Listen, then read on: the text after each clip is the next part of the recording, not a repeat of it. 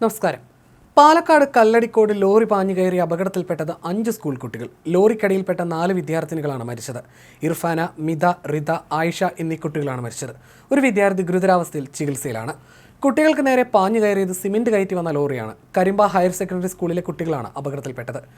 മരിച്ച കുട്ടികൾ എല്ലാവരും തന്നെ 8ാം ക്ലാസ് വിദ്യാർത്ഥിനികളാണ്. +1, +2 വിദ്യാർത്ഥിനികളെന്നായിരുന്നു ആദ്യം പുറത്തു വന്ന വിവരം. എന്നാൽ പിന്നീടാണ് 8ാം ക്ലാസ് വിദ്യാർത്ഥിനികളാണെന്ന് സ്ഥിരീകരിച്ചത്. പരീക്ഷ കഴിഞ്ഞ് വീട്ടിലേക്ക് മടങ്ങിയായിരുന്ന കുട്ടികളാണ് ലോറിക്കടിയിൽപ്പെട്ടത്. കോഴിക്കോട് പാലക്കാട് ദേശീയപാതയിൽ പനയംപാടം വളവിലാണ് അപകടമുണ്ടായത്. ലോറി പാലക്കാട് നിന്നും മണ്ണാർക്കാട്ടേക്ക് വരികയായിരുന്നു. ക്രെയിൻ ഉപയോഗിച്ച് ലോറി ഉയർത്തിയതോടെ 5 വിദ്യാർത്ഥികളാണ് അപകടത്തിൽപ്പെട്ടതെന്ന് സ്ഥിരീകരിക്കുകയായിരുന്നു.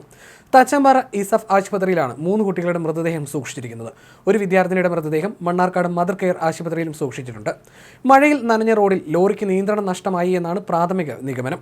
മഴയത്ത് വാഹനം തന്നെയുള്ള അപകടം ഇവിടെ സ്ഥിരമാണെന്ന് നാട്ടുകാർ പറയുന്നു. ഇതുവരെ ഇവിടെ നടന്നത് 55 അപകടങ്ങളാണ്.